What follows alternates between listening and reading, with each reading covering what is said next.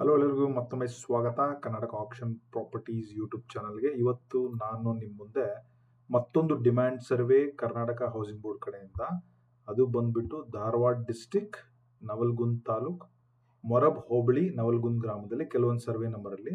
So demand survey ಅಂದರೆ ಏನು, ಎಷ್ಟು ಎಕರೆಯಲ್ಲಿ ಮಾಡ್ತಾ ಇದ್ದಾರೆ, ಏನಾಗುತ್ತೆ, ಏನು ಪ್ರೈಸು, ಎಷ್ಟು ವರ್ಗಗಳಲ್ಲಿದೆ, ಅದನ್ನು ಕೂಡ ಈ ವಿಡಿಯೋದಲ್ಲಿ ನೀಟಾಗಿ ತಿಳಿಸ್ಕೊಡ್ತೀನಿ. ಅದ್ರ ಜೊತೆಗೆ ಡಿಮ್ಯಾಂಡ್ ಸರ್ವೆ ಮಾಡಿದಾಗ ತುಂಬ ಜನಕ್ಕೆ ಜಾಗ ಎಲ್ಲಿರುತ್ತೆ ಅಂತ ಗೊತ್ತಿರಲ್ಲ. ಸೊ ಬಟ್ ಸರ್ವೆ ನಂಬರ್ ಕೊಟ್ಟಿರೋದ್ರಿಂದ ನನಗಿರೋ ನಾಲೆಡ್ಜ್ ಪ್ರಕಾರ ನಾನು ಸರ್ವೆ ಮ್ಯಾಪನ್ನು ಡೌನ್ಲೋಡ್ ಮಾಡಿ ನವಲ್ಗುಂದದ್ದು, ಆ ಸರ್ವೆ ನಂಬರ್ಸು ನವಲ್ಗುಂದದಲ್ಲಿ ಬರ್ತಾ ಇದೆಯೋ ಎಲ್ಲಿ ಬರ್ತಾ ಇದೆ ಅದನ್ನು ಕೂಡ ನೀಟಾಗಿ ತಿಳಿಸ್ಕೊಡ್ತೀನಿ.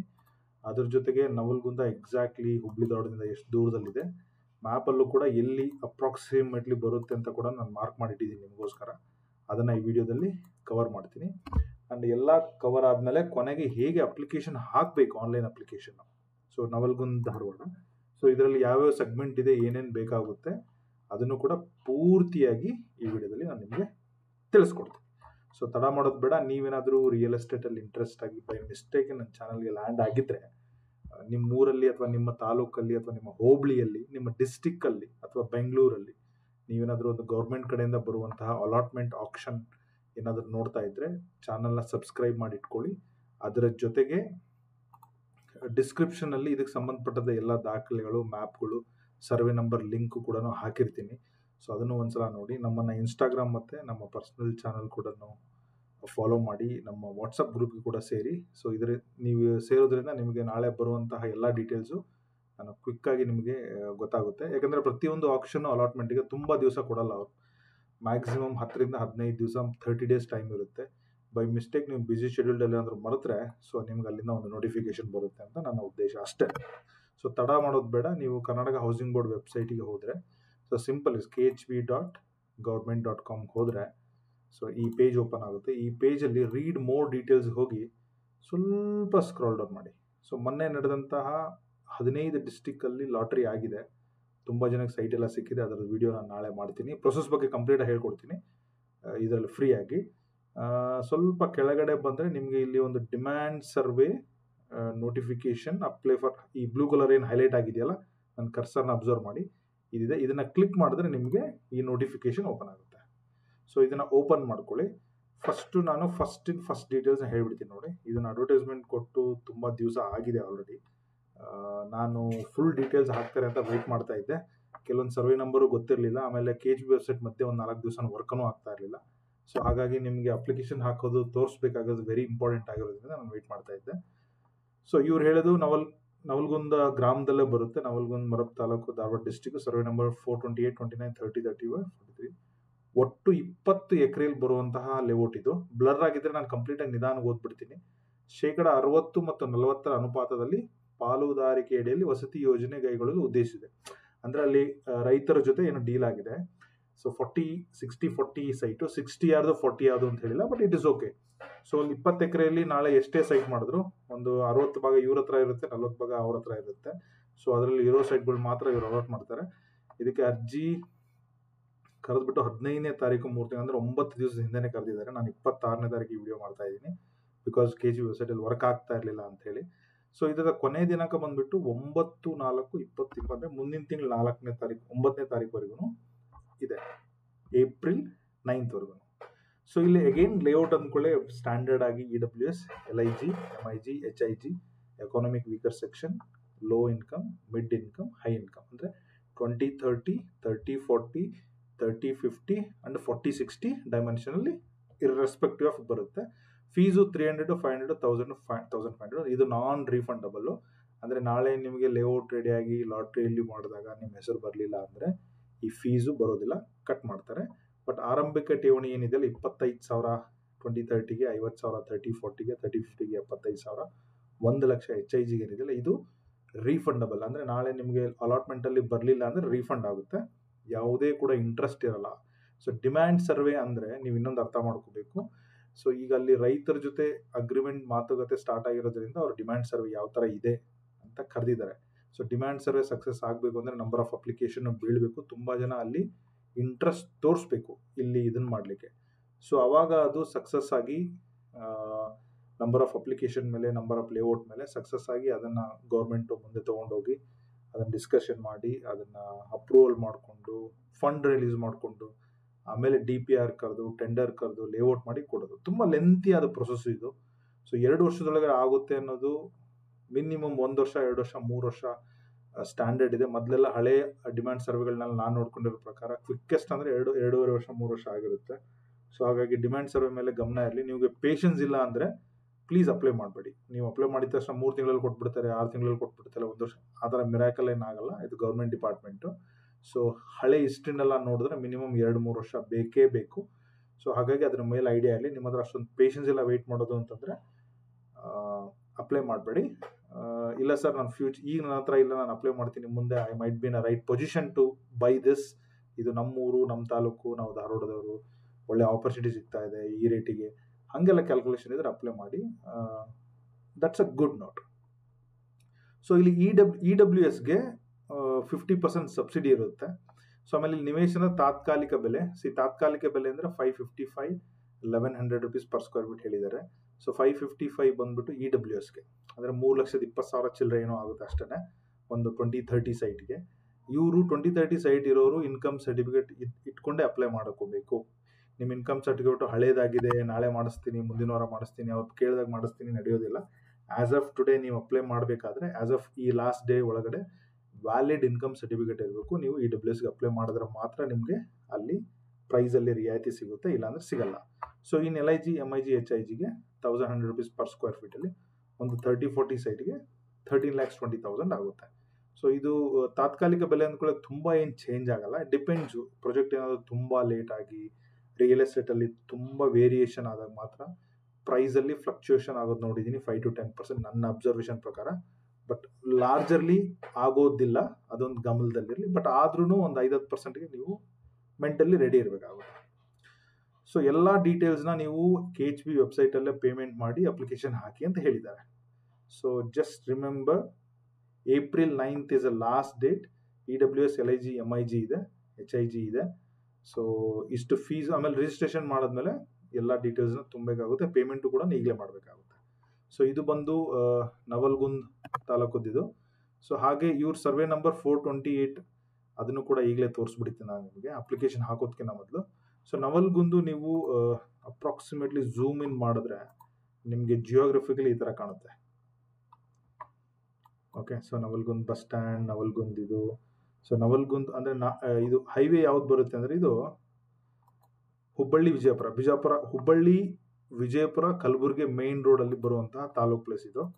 ಓಕೆ, ಅದ್ರ ಮೇಲೆ ಗಮನ ಇರಲಿ. ಸೊ ಈ ಹೈವೇ ಈ ಊರನ್ನು ಕ್ರಾಸ್ ಮಾಡ್ಕೊಂಡು ಹೋಗುತ್ತೆ.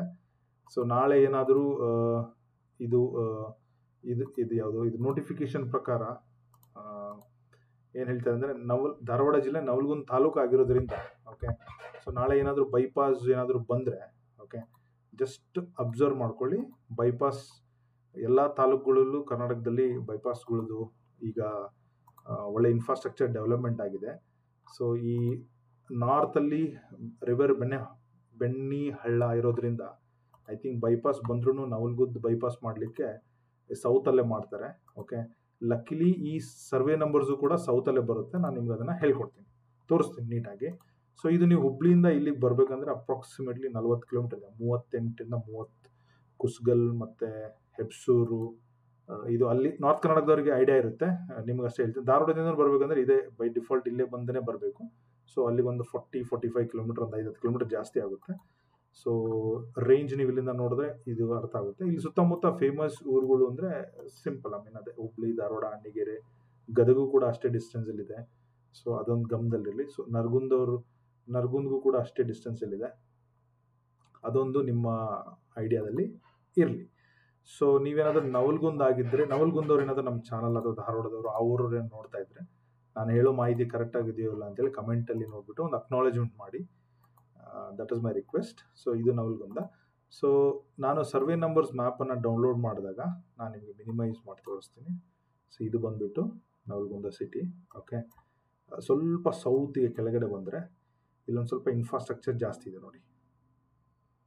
ಓಕೆ, ಸೊ ಇಲ್ಲೊಂದು ಸ್ಕೂಲ್ ಇದೆ, ಇದು ಸರ್ವೆ ನಂಬರ್ 413. ಈ ರೋಡು 415. ಓಕೆ, ಸೊ ಇಲ್ಲೊಂದು ಚಿಕ್ಕದಾಗಿ ಕೆರೆ ಹೊಂಡ ಏನೋ ಇದೆ, ಒಂದು ಚಿಕ್ಕದ ಹಳ್ಳದ ಥರನೂ ಇದೆ. ಸೊ ನೀವು ಇಲ್ಲಿ ಬಂದರೆ ಇಲ್ಲಿ ಯಾವುದೋ ಒಂದು ಪ್ರೈವೇಟ್ ಲ್ಯಾಂಡ್ ಥರ ಏನೋ ಇದೆ. ಇದನ್ನು ನಾವು ಗೂಗಲಲ್ಲೂ ನೋಡ್ಬೋದು, ನಿಮ್ಗೆ ತೋರಿಸ್ಕೊಡ್ತೀನಿ. ಸೊ ನಾನು ಹೇಳ್ದಂಗೆ ರಿಯಲ್ ಮ್ಯಾಪಲ್ಲಿ KSRTC ಬಸ್ ಸ್ಟ್ಯಾಂಡು ನಮ್ಮದು ವಿಜಯಪುರ ಹುಬ್ಳಿ ರೋಡ್ ಇದೆಯಲ್ಲ, ಅದ್ರ ಕೆಳಗಡೆ ಇಲ್ಲಿ ಇನ್ನೊಂದು ರೋಡ್ ಇದೆ. ಓಕೆ, ಸೊ ಹೈವೇ ನಂಬರ್ 28-137 ಅಂತೇಳಿ. ಸೊ ಇಲ್ಲಿ ಒಂಚೂರು ಒಂದು ಕಿಲೋಮೀಟರ್ ಮುಂದೆ ಬಂದು ಮತ್ತೆ ಈ ಕಡೆ ತೊಗೊಂಡ್ರೆ, ಸೊ ಇಲ್ಲಿ ರಾಮಕೃಷ್ಣ ಅಗ್ರಿ ಇಕ್ವಿಪ್ಮೆಂಟ್ಸ್ MSCL ಇದನ್ನೆಲ್ಲ ಸ್ವಲ್ಪ ದಾಟಿ ಬಂದರೆ ಈ ನೀರೇನಿದೆಯಲ್ಲ, ಇಲ್ಲಿ ಸ್ಟ್ರೀಟ್ ವ್ಯೂ ತೋರಿಸ್ತೀನಿ ನೋಡಿ.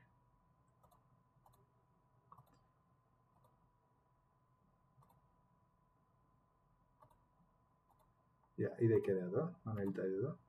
ಇಲ್ಲಿ ಯಾವುದೋ ಒಂದು ಬೋರ್ಡ್ ಇದ್ದಂಗಿತ್ತು. ಓಕೆ, ಇಲ್ಲೇ ಬರುತ್ತೆ. ನಾನು ನಿಮ್ಗೆ ಅದನ್ನು ಕ್ಲಿಯರಾಗಿ ತೋರಿಸ್ತೀನಿ. ಸ್ವಲ್ಪ ಮುಂದೆ ಬಂದರೆ ಈ ಕೆರೆಗೆ ಹತ್ಬಿಟ್ಟು ಏನೋ ಒಂದು ಪ್ರೈವೇಟ್ ಏನೋ ಇದೆಯಲ್ಲ, ಇದೊಂದು ಗಮನದಲ್ಲಿರಲಿ. ಇನ್ ಕೇಸ್ ನೀವು ಅಲ್ಲಿ ಹತ್ತಿರದಲ್ಲಾದರೆ ಹೋಗಿ ನೋಡೋರಿಗೆ ಈಸಿ ಆಗುತ್ತೆ. ಈ ರೋಡ್ ಹಾಗೆ ಮುಂದೆ ಬಂದರೆ ಚಿಲಕವಾಡಿ, ಬೆಲ್ಹಾರ್ ಈ ಥರ ಇದು ಒಳಗಡೆ ಪ್ಯಾರಲಲ್ ಆಗಿ ಈ ಬೈಪಾಸ್ ಹೈವೇಗೆ ಬರುವಂಥ ರೋಡ್ ಇದು. ಸೊ ಇಲ್ಲಿಂದ ಜಸ್ಟ್ ಇಲ್ಲಿ ಬಂದರೆ ಸಾಕು. ಸರ್ವೆ ನಂಬರ್ ತೋರಿಸಿ ನೋಡಿ, 433. 433 ಇಲ್ಲಿದೆ. ಸೊ 433 ಬಂದುಬಿಟ್ಟು ಸರ್ವೆ ನಂಬರ್ ಏನಾಗಿದೆ ಅಂದರೆ, ಈ ರೋಡ್ ಆ ಕಡೆನೂ ಇದೆ, ಈ ಕಡೆನೂ ಇದೆ. ಸ್ವಲ್ಪ ಗಮನದಲ್ಲಿ ಲೇಔಟ್ ಮಾಡಬೇಕಾದ್ರೆ ಇದಷ್ಟು ಸರ್ವೆ ನಂಬರ್ ತೊಗೊಂಡ್ರೆ ಲೇಔಟು ಈ ರೋಡ್ ಆ ಕಡೆ ಮತ್ತು ಈ ಕಡೆ ಎರಡೂ ಕೂಡ ಅಟ್ಯಾಚ್ ಆಗಿ ಬರುತ್ತೆ. 432 ಅದ್ರ ಮೇಲ್ಗಡೆ ಬರುತ್ತೆ 432. ಸೊ ಅದ್ರ ಮೇಲ್ಗಡೆ ಇನ್ನೂ ಹೋದರೆ 429 ಲಿಸ್ಟಲ್ಲಿದೆ. ಅದ್ರ ಮೇಲ್ಗಡೆ ಇನ್ನೂ ಹೋದರೆ 430 ಕೂಡ ಪಾರ್ಟ್ ಆಫ್ ಇದೆ. ಅದ್ರ ಮೇಲ್ಗಡೆ ಇನ್ನೊಂಚೂರು ಹೋದರೆ 428 ಇದೆ. ಸೊ ಅಂದರೆ ಈ 428 ಪೀಸು, ಅದ್ರ ಕೆಳಗಡೆ 430, 429, 432, 433 ಇದು ಬೈಪಾಸ್ ಇದೆ. ಅಂದರೆ ಈ ಲೇಔಟು ಗೂಗಲ್ ಪ್ರಕಾರ ಮಾಡಿದ್ರೆ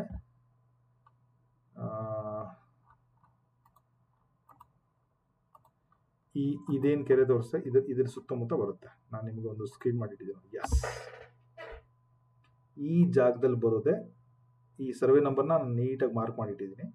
ಓಕೆ, ನಿಮ್ಗೆ ಅನುಕೂಲ ಆಗಲಿ ಅಂತ ಹೇಳಿ. ಓಕೆ, ಸೊ ಇಷ್ಟು ಭಾಗದಲ್ಲಿ ಒಂದು 20 ಎಕರೆಯಲ್ಲಿ ನನಗನ್ಸಿದ ಮಟ್ಟಿಗೆ ಇದೆಲ್ಲ ಒಂದೇ ಫ್ಯಾಮಿಲಿಗೆ ಬರುವಂಥ ಅಥವಾ ಒಂದು 2-3 ಫ್ಯಾಮಿಲಿಗೆ ಬರುವಂಥ ದೊಡ್ಡ ಲ್ಯಾಂಡ್ಗಳು, ಪೀಸ್ ಆಫ್ ಲ್ಯಾಂಡ್. ಒಂದು 20 ಎಕರೆ, ಒಂದೊಂದು ಸರ್ವೆ ನಂಬರ್ ಅಪ್ರಾಕ್ಸಿಮೇಟ್ಲಿ 4-5 ಎಕರೆ ಇದ್ದಂಗೆ ಕಾಣ್ತಾ ಇದೆ.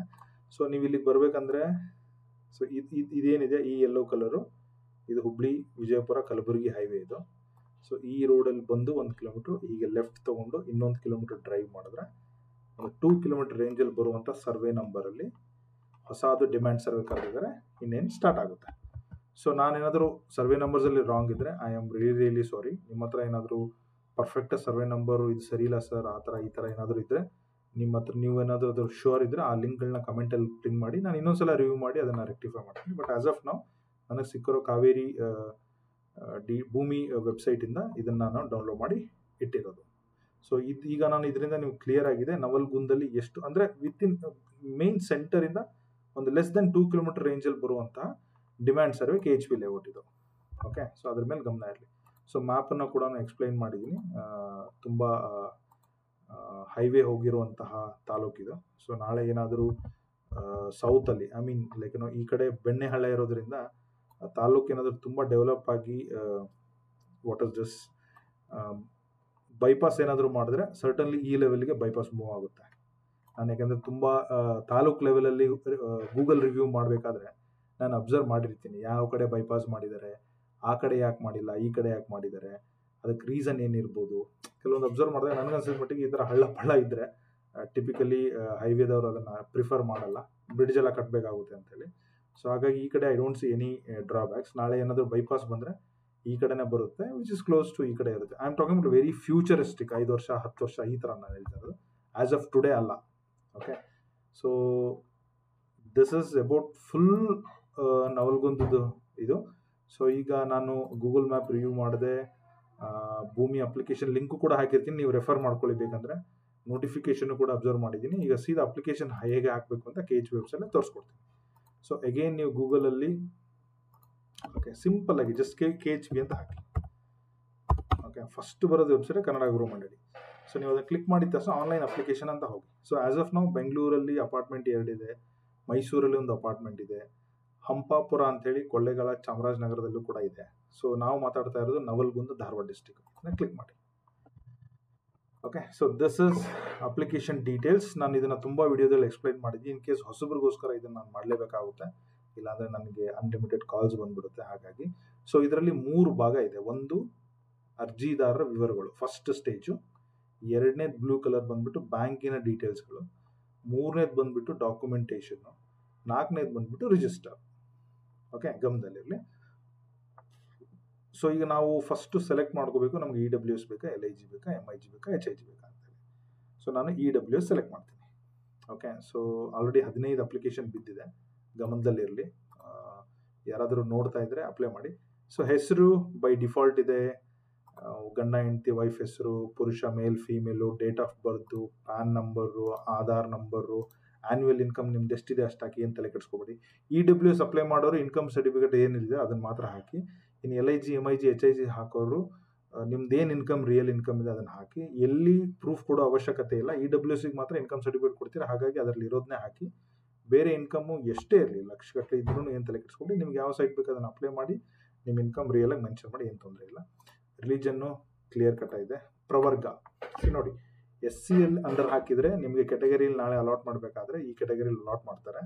So which is in case ನೀವು ಕೆಟಗರಿಯಲ್ಲಿ ಬಂದರೆ ಅದರಲ್ಲೇ ಅಪ್ಲೈ ಮಾಡಿ. SC ಇದ್ದರೆ SC ಸರ್ಟಿಫಿಕೇಟ್ ಹಾಕಿ, ST ಇದ್ದರೆ ST ಸರ್ಟಿಫಿಕೇಟ್ ಹಾಕಿ, ಸೀನಿಯರ್ ಸಿಟಿಸನ್ ಇದ್ದರೆ government senior citizen ID card ಹಾಕಿ, ಸ್ಟೇಟ್ ಗೌರ್ಮೆಂಟ್ ಅವರು ನಿಮ್ದು ಎಂಪ್ಲಾಯ್ ಐಡಿ ಹಾಕಿ, ಸೆಂಟ್ರಲ್ ಗೌರ್ಮೆಂಟ್ ಅವರು ನಿಮ್ಮ ಎಂಪ್ಲಾಯ್ ಐಡಿ ಹಾಕಿ, ಫಿಸಿಕಲ್ ಹ್ಯಾಂಡಿಕ್ಯಾಪ್ಡ್ ಇದ್ದರೆ ಗೌರ್ಮೆಂಟ್ ಕಡೆಯಿಂದ ಇಶ್ಯೂ ಮಾಡಿರುವಂತಹ ಫಿಸಿಕಲ್ ಹ್ಯಾಂಡಿಕ್ಯಾಪ್ಡ್ ಏನು ಡಾಕ್ಯುಮೆಂಟ್ಸ್ ಇಲ್ಲ ಅದನ್ನು ಹಾಕಿ. ಡಿಫೆನ್ಸ್ ಎಕ್ಸ್ ಸರ್ವಿಸ್ ಮ್ಯಾನ್ ಆರ್ಮಿಯಲ್ಲಿದ್ದರೆ ಅದಕ್ಕೆ ಸಂಬಂಧಪಟ್ಟದ್ದ ID ಪ್ರೂಫ್ ಏನಿದೆ ಅದನ್ನು ಹಾಕಿ. ಸೊ ನಿಮ್ಗೆ ಇದರಲ್ಲಿ ಯಾವುದೂ ಬಂದಿಲ್ಲ ಅಂದರೆ ಅದರ್ಸ್ ಹಾಕ್ಬಿಡಿ, ಏನು ತಲೆ ಕೆಡಿಸ್ಕೊಬೇಡಿ. ಓಕೆ, ಫಾರ್ ಎಕ್ಸಾಂಪಲ್ ನಾನು ಈಗ ಒಂದು ಸೀನಿಯರ್ ಸಿಟಿಸನ್ ಅಂತ ಹಾಕಿ ತೋರಿಸ್ತೀನಿ. ಸೊ ಎಷ್ಟು ವರ್ಷದಿಂದ ಇದ್ದಾರೆ ಬೈ ಬರ್ತು, ಮಿನಿಮಮ್ 10 years ಅಂತ ಹೇಳ್ತಾರೆ. ಬೈ ಬರ್ತ್ ಇದ್ದರೆ 20 years 30 years ಎಷ್ಟಿದೆ ಅಷ್ಟು ಹಾಕಿ. ನಾಮಿನಿ ಮಾಡಿ, ನಾಮಿನಿ ಡೀಟೇಲ್ಸ್ನ ಸೆಲೆಕ್ಟ್ ಮಾಡಿ. ನಿಮ್ಮ ಊರು, ನಿಮ್ಮ ತಾಲೂಕು, ಆಧಾರ್ ಕಾರ್ಡನ್ನು ಮ್ಯಾಚ್ ಮಾಡ್ಬೋದಾದರೂ ಮಾಡಿ, ಏನು ತೊಂದರೆ ಇಲ್ಲ. ಇಲ್ಲ ಸರ್ ನಾನು ಬೆಂಗಳೂರಲ್ಲಿ ಇದ್ದೀನಿ, ಬೆಂಗಳೂರು ಅಡ್ರೆಸ್ ಕೊಡ್ತೀನಿ ಕಮ್ಯುನಿಕೇಷನ್ಗೆ ಅಂದ್ರೂ ಕೊಡಿ, ಏನೂ ತೊಂದರೆ ಇಲ್ಲ. ಸೊ ಇದು ಡಿಪೆಂಡ್ಸು, ನಿಮ್ಮದು ಕರೆಂಟ್ ಕಮ್ಯುನಿಕೇಷನ್ ಅಡ್ರೆಸ್ಸು ಹಾಕ್ಬೋದು, ಇಲ್ಲ ಯು ಕ್ಯಾನ್ ಆಧಾರ್ ಕಾರ್ಡದ್ದು ನಿಮ್ಮ ಊರದ್ದು ಕೂಡ ಮ್ಯಾಚ್ ಮಾಡ್ಬೋದು. ಕರ್ನಾಟಕದವ್ರು ಯಾರೇ ಇರಲಿ, ಎಲ್ಲೇ ಇರಲಿ, ಯಾರು ಬೇಕಾದರೂ ಅಪ್ಲೈ ಮಾಡ್ಬೋದು. ಓಕೆ, ಸೊ ಡಿಸ್ಟಿಕ್ ನಿಮ್ದು ಯಾವುದು ಹಾಕಿ. ಇಮೇಲ್ ID, ಫೋನ್ ನಂಬರ್ ಹಾಕಬೇಕಾದ್ರೆ 2 ಸಲ ಡಬಲ್ ಚೆಕ್ ಮಾಡಿ, ತಪ್ಪು ಮಾಡಬೇಡಿ. ಓಕೆ, ಸೊ ನೆಕ್ಸ್ಟ್ ಬಂದುಬಿಟ್ಟು ಬ್ಯಾಂಕ್ ವಿವರ. ಸೊ ನಿಮ್ಮ ಬ್ಯಾಂಕ್ ಹೆಸರು, ಬ್ಯಾಂಕ್ ಶಾಖೆ, IFSC ಕೋಡು, ನಿಮ್ದು ಅಕೌಂಟ್ ನಂಬರು. ಇದು ಯಾಕೆ ಅಂತಂದರೆ, ಸೊ ನಾಳೆ ಇನ್ ಕೇಸ್ ನಿಮಗೆ ಅಲಾಟ್ಮೆಂಟ್ ಆಗಲಿಲ್ಲ ಅಂದರೆ, ಅಥವಾ ಮಿಡಲ್ ಆಫ್ ದ ಜರ್ನಿಯಲ್ಲಿ ನಿಮಗೆ ಬೇಡ ಆಗಿ ಕ್ಯಾನ್ಸಲ್ ಮಾಡಿದ್ರೆ ಅಂದರೆ ಅಮೌಂಟನ್ನು ಅವರು ಡೈರೆಕ್ಟಾಗಿ ಆಟೋಮೆಟಿಕ್ ಆಗಿ ನಿಮಗೆ ಅಕೌಂಟಿಗೆ ಹಾಕ್ತಾರೆ. ಹಾಗಾಗಿ ಈ ಡೀಟೇಲ್ಸ್ ಬೇಕು. ಸೊ ಥರ್ಡಲ್ಲಿ ಸ್ಟೇಜಲ್ಲಿ ಡಾಕ್ಯುಮೆಂಟೇಷನ್ ಬರಬೇಕು. ಸೊ ಡಾಕ್ಯುಮೆಂಟೇಷನಲ್ಲಿ 2 ಡಾಕ್ಯುಮೆಂಟೇಷನ್ ಇಸ್ ಫಿಕ್ಸ್. ಒಂದು ನಿಮ್ಮದು ಫೋಟೋ ಹಾಕಲೇಬೇಕು. ಓಕೆ, ಎರಡನೇದು ಬಂದು ಅಫಿಡೇಟ್ ಮಾಡಲೇಬೇಕು. ಸೊ ಈ ಅಫಿಡೇಟನ್ನು ಇಲ್ಲೇ ಇದೆ, ಡೌನ್ಲೋಡ್ ಮಾಡ್ಕೊಬಿಡಿ. ಓಕೆ, ಸೊ ಇಲ್ಲೇ ಇದೆ, ಡೌನ್ಲೋಡ್ ಅಫಿಡೇಟ್ ಇದೆ. So affidavit is very very simple. Okay, ರೀಸೆಂಟಾಗಿ ಅಲಾಟ್ಮೆಂಟಲ್ಲಿ ತುಂಬ ಜನ ಅಲಾಟ್ ಆದವರು ಹಾಕಿದ್ದಾರೆ, ಅದನ್ನೆಲ್ಲ ಕಂಡುಹಿಡಿದ್ಬಿಟ್ಟು ಅಲಾಟ್ಮೆಂಟ್ ಮಾಡೋಕ್ಕೆ ಹೋಗಿಲ್ಲ ಅವರು. ಓಕೆ, ಸೊ ನಿಮ್ಮ ಹೆಸರು, ನಿಮ್ಮ ಅಡ್ರೆಸ್ಸು, ಡೀಟೇಲ್ಸ್ ಎಲ್ಲ ಹಾಕಿ, ನೀವು ಯಾವ ಸೈಟನ್ನು ಅಪ್ಲೈ ಮಾಡ್ತಾ ಇದ್ದೆ ಅದರ ಮೇಲೆ ಟಿಕ್ ಮಾಡಿ. ಮತ್ತು have accepted term and condition. Notification number ಎಲ್ಲಿದೆ ಅಂತಂದರೆ, ಈ ನೋಟಿಫಿಕೇಶನ್ ನಾನೇನು ತೋರಿಸಿದ್ನಲ್ವಾ, ಯಾವುದು ಹೇಳಿ, ನೋಟಿಫಿಕೇಶನ್ ಹಂಪಾಪುರ. ಸೊ ಇದನ್ನು ಓಪನ್ ಮಾಡಿದ್ರೆ ಇಲ್ಲಿದೆ, ಇದು ನೋಟಿಫಿಕೇಶನ್ ನಂಬರ್. ಏನಿದು, ಅಡ್ವರ್ಟೈಸ್ಮೆಂಟ್ ಸಂಖ್ಯೆ, ಕರ್ನಾಟಕ ಗೃಹ ಮಂಡಳಿ, ಕರ್ನಾಟಕ ಹಂಚಿಕೆ, ಧಾರವಾಡ, ನವಲ್ಗುಂದ 2425. ಇದನ್ನು ಕನ್ನಡದಲ್ಲಾರೋ ಬರೀ, ನಿಮ್ಗೆ ಇಂಗ್ಲೀಷ್ ಬಂದರೆ ಇಂಗ್ಲೀಷ್ ಆರೋ. ಇದು ನೋಟಿಫಿಕೇಶನ್ ನಂಬರು, ಅದನ್ನು ನೀವು ಇಲ್ಲಿ ಬರಿಬೇಕಾಗುತ್ತೆ, notification number. Category of what project ಅಂದರೆ ನೀವು ಬರಿಬೇಕಾಗಿರೋದು ನವಲ್ಗುಂದ ಡಿಮ್ಯಾಂಡ್ ಸರ್ವೆ. ಕ್ಲಿಯರಾ? ಡಿಮ್ಯಾಂಡ್ ಸರ್ವೆ ಹಾಕಬೇಕು. So next I have notice address. ನೀವು ರೆಂಟಲ್ಲಿದ್ದರೆ ರೆಂಟಲ್ ಇದ್ದೀನಿ ಅಂತ ಹಾಕಿ, ನಿಮ್ಮ ರೆಂಟ್ ಬರೀರಿ. ನೀವು ರೆಂಟಲ್ಲಿದ್ದ ರೆಂಟಲ್ ಅಂತ ಬರೀರಿ. ಬಟ್ ಅವ್ರು ಹೇಳೋದೇನು, ನಿಮ್ಮ ಫ್ಯಾಮಿಲಿಗೆ ಓಕೆ ಯಾವುದೇ ಥರದ ಗೌರ್ಮೆಂಟ್ ಕಡೆಯಿಂದ ಅಲಾಟ್ಮೆಂಟ್ ಆಗಿರಬಾರ್ದು. ನಿಮ್ಮದು ಸರ್ ನನ್ನ ಅಗ್ರಿಕಲ್ಚರ್ ಲ್ಯಾಂಡ್ ಇದೆ, ಆಮೇಲೆ ಲ್ಯಾಂಡ್ ಲಾರ್ಡು, ಅವೆಲ್ಲ ನಡೆಯುತ್ತೆ. ಸರ್ ನಮ್ಮ ತಂದೆಯವ್ರ ಮನೆ ಇದೆ, ನಾನು ಸಪ್ರೇಟು, ಯು ಕ್ಯಾನ್ ಅಪ್ಲೈ, ಅದ್ರ ಬಗ್ಗೆ ಏನು ತಲೆ ಕೆಡಿಸ್ಕೋಬೇಡಿ. ಸರ್ ನಾನು ಬೆಂಗಳೂರಲ್ಲಿ ಬಾಡಿಗೆ ಇದ್ದೀನಿ, ನೀವು ಅಪ್ಲೈ ಮಾಡ್ಬೋದು. ಓನ್ಲಿ ಎನಿ ಗೌರ್ಮೆಂಟ್ ಡಿಪಾರ್ಟ್ಮೆಂಟ್ ಕಡೆಯಿಂದ ಅಥವಾ ಅರ್ಬನ್ ಡೆವಲಪ್ಮೆಂಟ್ ಕಡೆಯಿಂದ ಅಥವಾ KDB ಕಡೆಯಿಂದ ನಿಮಗೆ ಯಾವುದೇ ಒಂದು ರೀತಿಯ ಅಲಾಟ್ಮೆಂಟ್ ಆಗಿರಬಾರ್ದು. ಫಾರ್ ಎಕ್ಸಾಂಪಲ್, ನಿಮಗೆ ಅಲಾಟ್ಮೆಂಟ್ ಆಗಿ ನಿಮ್ಮ ವೈಫ್ ಹೆಸರಲ್ಲೇ ಮತ್ತೆ ಅಪ್ಲೈ ಮಾಡ್ತಾ ಇದ್ದೀರಾ, ರಾಂಗ್. ಸೊ ನೀವು ನಿಮ್ಮ ತಂದೆಯವ್ರ ಹೆಸರಲ್ಲೇ ತಂದೆಯವ್ರಿಗೆ ಆಗಿದೆ, ನೀವು ಹಾಕ್ತಾ ಇದ್ದೀರಾ, ಇಟ್ಸ್ ಓಕೆ. ಯಾಕಂದರೆ ಈಗ ನೀವು ಮುಂದೆ ಫ್ಯಾಮಿಲಿ ಆದಾಗ ನಿಮ್ಮದು ಸಪ್ರೇಟ್ ಇದಾಗುತ್ತಲ್ವ, ಅದರಿಂದ. ಸೊ ಅದು ಗಮನದಲ್ಲಿ ಒಬ್ಬೊಬ್ರು ಸರ್ ನಾನು ಹೆಸರಲ್ಲಿ ಹಾಕ್ತೀನಿ, ವೈಫ್ ಹೆಸರಲ್ಲಿ ಹಾಕ್ತೀನಿ, ನಮ್ಮ ತಮ್ಮನ ಹೆಸರಲ್ಲಿ ಹಾಕ್ತೀನಿ. ನಂಬರ್ ಆಫ್ ಅಪ್ಲಿಕೇಶನ್ ನಿಮಗೆ ನೀವು ಇಷ್ಟೇ ಹಾಕಬೇಕು ಅಂತ ಯಾರು ಸ್ಟಾಪ್ ಮಾಡಲ್ಲ. ಬಟ್ ನಾಳೆ ಬಂದಾಗ ಒಂದು ಫ್ಯಾಮಿಲಿಗೆ ಒಂದೇ ಅಲಾಟ್ಮೆಂಟ್ ಇರುತ್ತೆ, ಅದ್ರ ಬಗ್ಗೆ ಗಮನ ಇರುತ್ತೆ. ಸೊ ಅದು ಬಿಟ್ಟರೆ ಹೌಸ್, HIG, MIG, LIG ಅದನ್ನು ಟಿಕ್ ಮಾಡಿ.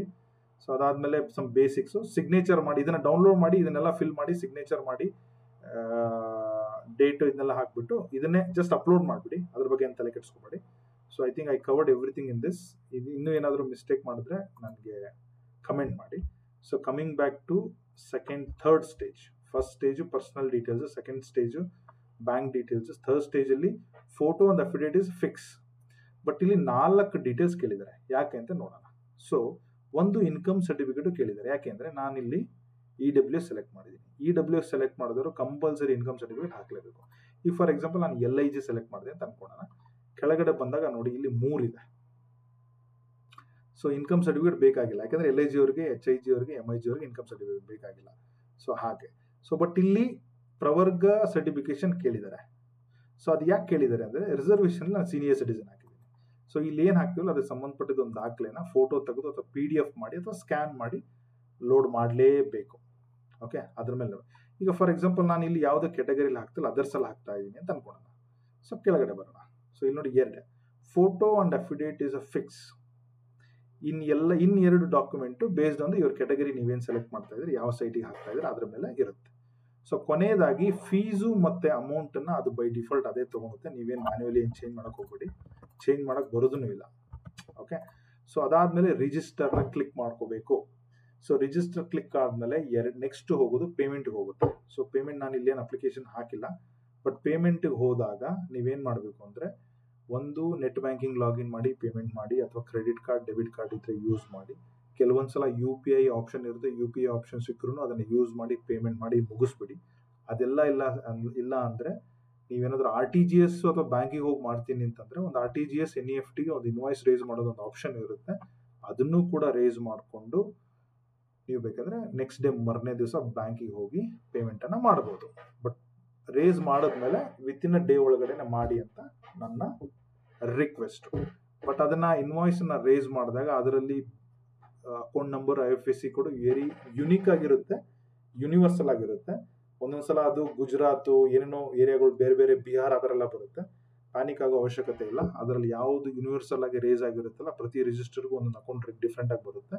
ಅದಕ್ಕೆ ಹೋಗ್ಬಿಟ್ಟು ಪೇಮೆಂಟ್ ಮಾಡಿ. ಪೇಮೆಂಟ್ ಆದಮೇಲೆ ನಿಮ್ದೆಲ್ಲ ಕೆಲಸ ಮುಗ್ದಂಗೆ. ಈ ಅಪ್ಲಿಕೇಶನ್ ನಂಬರ್ ಲೋಡ್ ಆಗುತ್ತೆ, ಸಕ್ಸಸ್ಫುಲ್ ಅಂತ ಬರುತ್ತೆ.